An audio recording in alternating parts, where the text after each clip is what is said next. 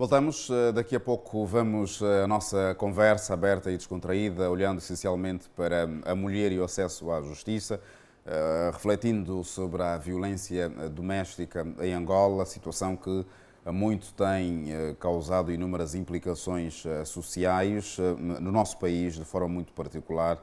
É um assunto que vamos dar-lhe a conhecer daqui a pouco, de forma muito aberta, conversando, olhando para os contornos da nossa sociedade. Por agora, alguns empresários na capital do país, Luanda, garantem que o guichê de apoio ao investidor vai trazer, de alguma forma, benefícios de investimentos no país, principalmente na eliminação de obstáculos burocráticos que têm vindo a prejudicar a ação ativa da economia do país.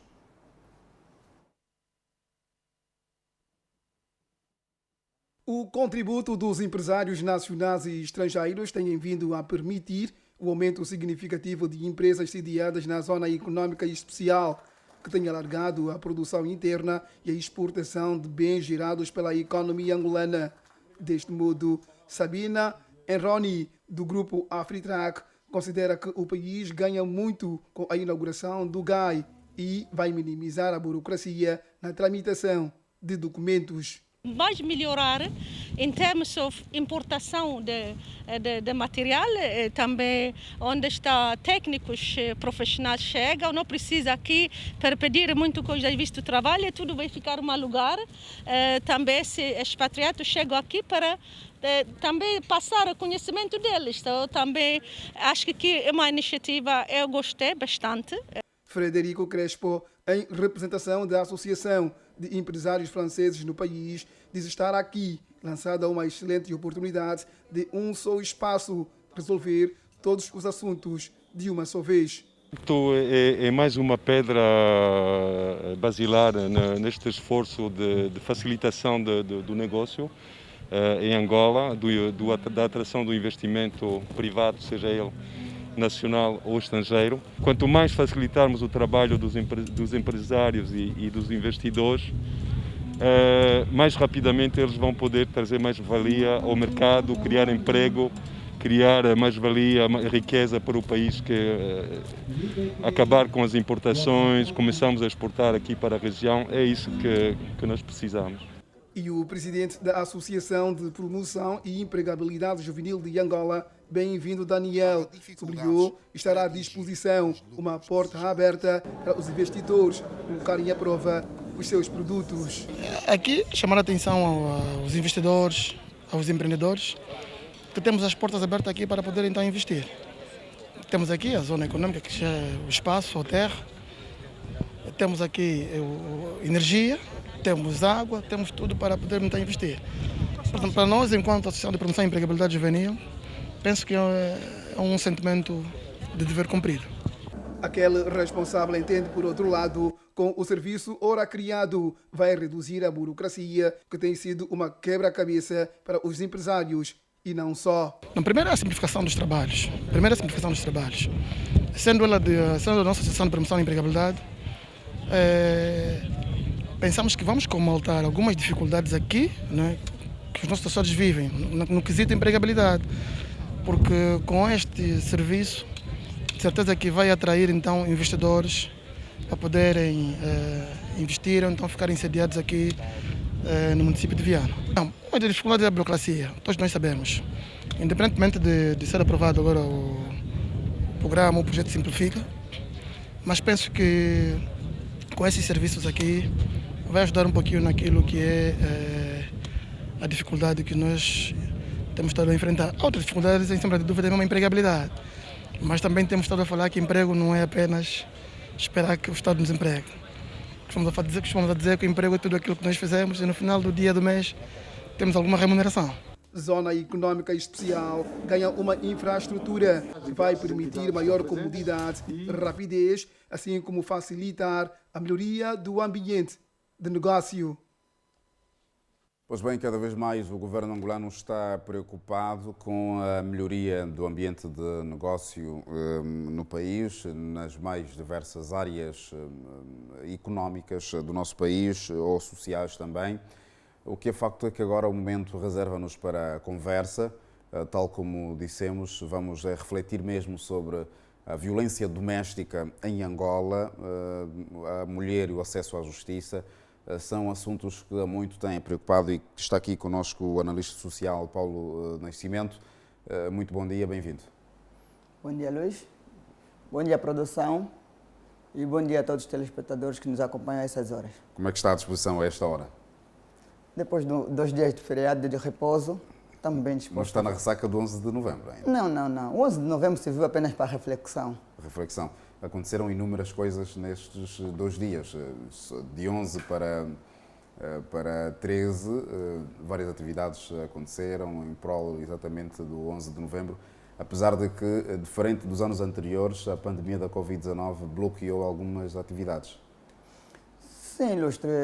Este é o segundo ano que Angola não comemora o 11 de novembro como tem sido habitual. Isto também tem muito a ver com o período que se vive, o período de Covid, mas se calhar também dizer aqui que os angolanos estão a aproveitar o 11 de novembro para refletir e não propriamente para comemorar. Pois bem, 46 anos de independência, 20 anos de paz, como é que nós estamos socialmente, enquanto jovem angolano?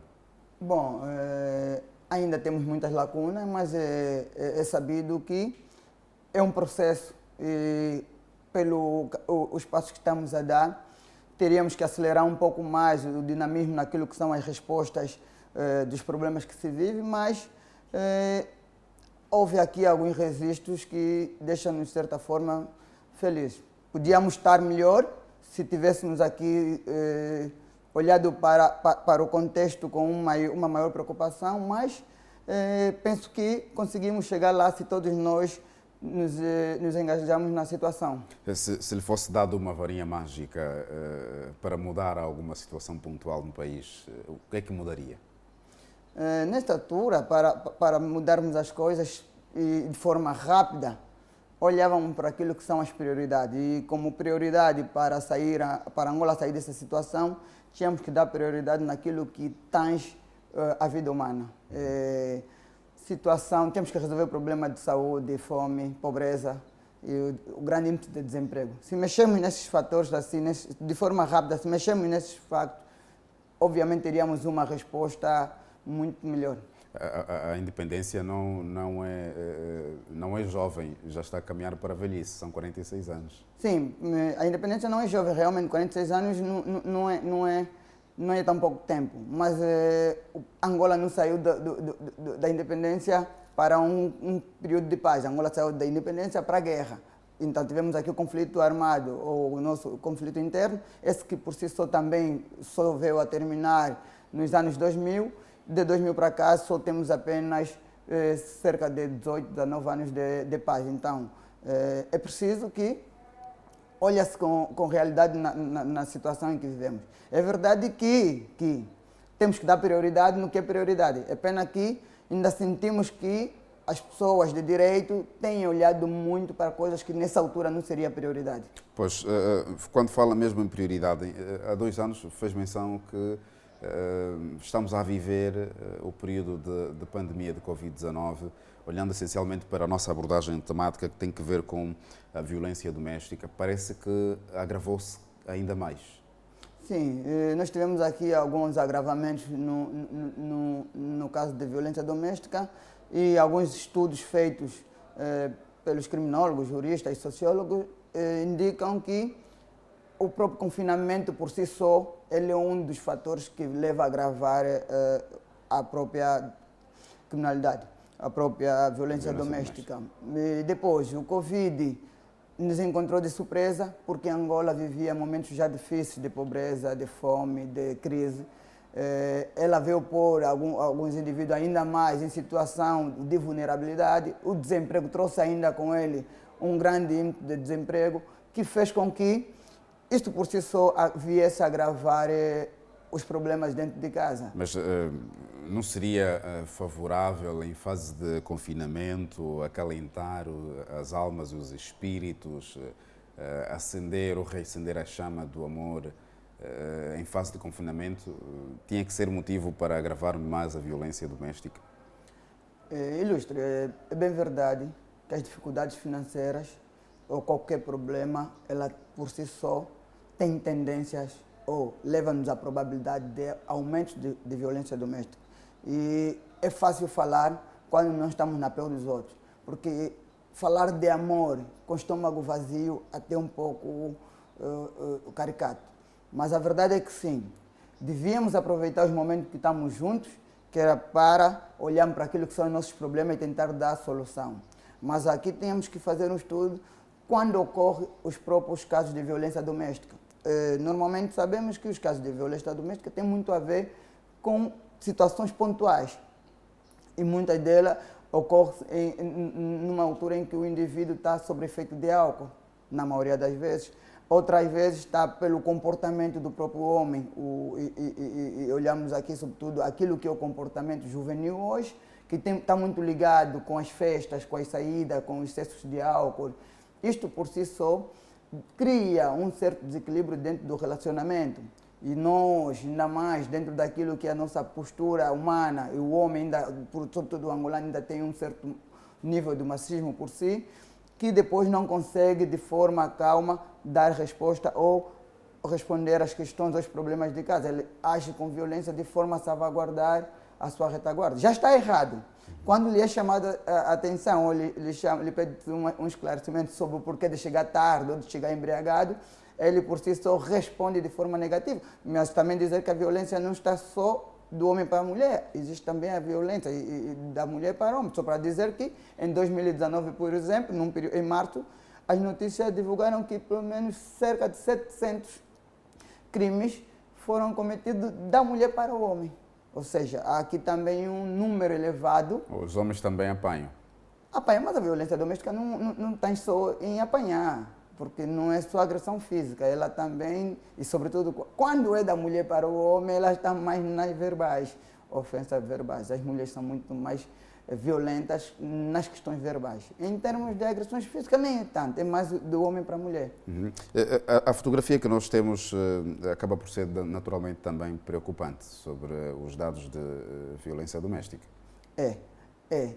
Enquanto haver números de violência doméstica, será sempre preocupante, porque assim, se fosse possível, era mesmo banir a violência doméstica, porque é um mal. Se é um mal, então entende-se que não devia lá estar, mas é sabido que será de certeza impossível banir a prática como tal.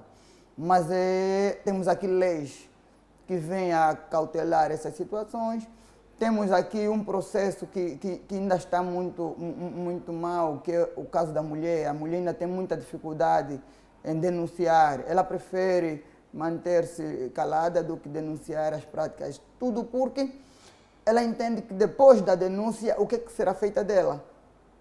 Porque as instituições não olham para as vítimas da violência doméstica. Não existe aqui instituições que acolhem as vítimas de violência doméstica. No fim e a cabo, ela é agredida ou é violentada, ela faz uma denúncia. Depois do período, o indivíduo pode ser responsabilizado criminalmente ou às vezes é chamado a atenção, mas depois voltam para casa, para o seu lar. E em casa continua aquele que é o problema que levou à violência doméstica, ou seja, não combateu aquele que é o problema. Então era preciso olhar para aqui, ok, houve uma violência doméstica, e este é o papel do criminólogo, junto com alguns membros da sociedade. Ok, houve violência doméstica, qual foi a causa? Foi esta. Ok, chama-se o cidadão, é responsabilizado, e depois, olha, como é que vamos resolver este problema? Para que não haja, não venha a acontecer novamente. As outras famílias que também estão sujeitas a ter esse problema, ou ter aí a questão de violência doméstica, tudo por causa desse problema, porque olhamos num caso em que tem um problema já. Temos que pegar naquele problema e olhar se outras famílias não estão a viver o mesmo problema e se daí não vem novos casos de violência doméstica, o que não acontece. Aqui olhamos apenas para a questão crime como tal. Punimos, e aqui falando mais como jurista, os juristas olham para o crime, olham para a moldura penal e a responsabilidade penal do indivíduo. Ok, até aí faz sentido porque há uma norma que regula isso. Mas a questão das vítimas. a questão do próprio indivíduo, porque é preciso olharmos aqui em que circunstância foi feito, cometeu-se a agressão. Pois, mas a resolução destes assuntos é multifacetado, é multissetorial. Daí ter mencionado que o contexto jurídico acaba de dar algum auxílio, vem o contexto sociológico, vem o psicológico também para acauterar situações drásticas. Mas a nota que se impõe por esta altura é que, na maior parte das vezes, as violências do género acontecem aos olhos de uma criança. Como é que devemos ter atenção a estes aspectos? Este é um problema grave, porque já há estudos que indicam que indivíduos que crescem ou nascem em família onde existe muita agressão, muita violência, este tem tendência ou probabilidade de amanhã também ser um futuro agressor. Ou seja, uma criança que cresce num seio onde o número de agressão, violência é visível, provavelmente esse indivíduo amanhã venha a ser um futuro agressor. Mas dizer que se calhar nós somos resultado disto, porque recuamos aqui, fizemos aqui um recuo ao tempo. Em Angola era comum, não normal, era comum nas famílias haver a violência doméstica em alta. Mas também depois olhamos aqui para, se calhar, as motivações. Porque o país era rodeado por militares e os militares por si só tinham comportamentos, e depois militares, em períodos de guerra, eles também tinham um certo comportamento assim meio agressivo. O contexto nacional também era assim meio violento. Então, a violência aqui era muito comum. Hoje, em período de paz, hoje já em períodos com mais indivíduos estudados, com mais pessoas para ajudar na matéria, aqui condições melhores para olharmos para o caso. É pena que temos muitos criminólogos, muitos sociólogos, muitos juristas, e esses não estão chamados para dar resposta nos problemas de violência doméstica. Mas, se calhar, Paulo, na altura em que houve, digamos, um contexto comum de violência doméstica e não normal, hoje temos, se compararmos aos números registados, temos mais casos de violência doméstica a acontecerem de forma clandestina, só não vêm exatamente à tona. Anteriormente eram casos muito visíveis, mas hoje, por meio daquilo que fez menção, represália por causa de algumas senhoras, têm o receio do que poderá acontecer se eventualmente for denunciar o seu parceiro. Geralmente, os casos de violência doméstica atualmente estão a acontecer muito na BEC, como se tem dito. Sim, ainda temos um número elevado de casos que não chegam aos nossos olhos, aos nossos ouvidos.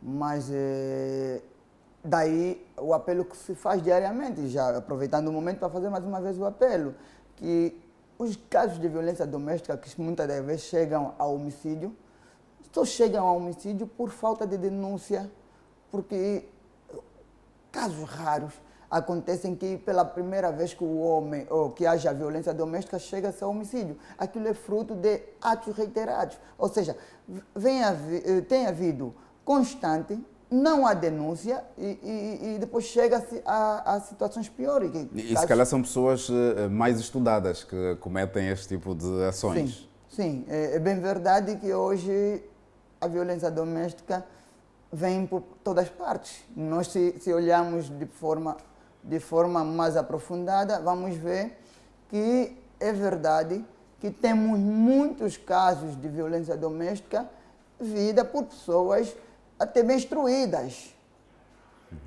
Temos pessoas bem instruídas a cometerem aí atos de violência doméstica e que devia ser, que é mais difícil de perceber, porque pessoas bem instruídas deviam ter até mais consciência do mal que a violência doméstica traz. Hoje, por esta altura, nós registramos jovens a contraírem matrimónio, jovens a viverem maritalmente. O contexto da violência doméstica atualmente acontece muito para aqueles casais jovens ou é relativo isto? Não, é relativo, mas há algo aqui que devemos ter em conta. A forma em que nos juntamos. as pessoas, os indivíduos hoje, como é que se juntam? Nós hoje nos juntamos muito sem saber quem é a nossa parceira. Muitas das vezes juntamos-nos com pessoas que encontramos em ambientes inapropriados. Isto depois lá à frente tem resultados menos bons.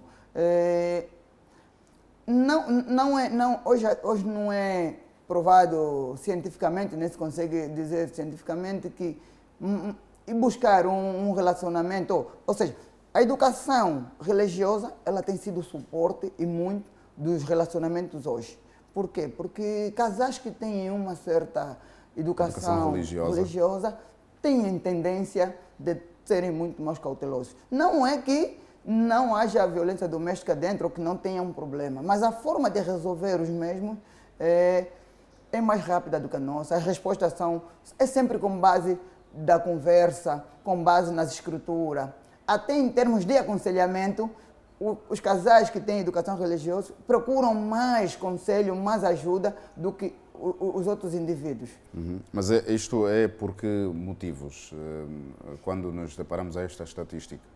Não, é a forma em que nós vamos buscar nosso parceiro, o sítio onde nós vamos, o nosso suporte, em que nós, há quem junta-se a alguém por uma questão de cumprimento bíblico, uns porque uma questão de interesses momento. materiais também. Momento. Agora, há aqui indivíduos a se juntar por questão de obrigação, porque engravidou, porque foi aconselhado. Isto depois tem resultados. O que acontece? É preciso que as pessoas... E aqui fazer a menção a doutora Encarnação Pimenta falou numa das suas obras da pirâmide invertida. É verdade que em Angola nós vivemos o período de pirâmide invertida. Por quê? Porque o indivíduo, o jovem, sobretudo o jovem, primeiro, querem manter, ou engravidam, mantêm. Depois, querem estudar, ou depois, nem querem estudar, querem trabalhar.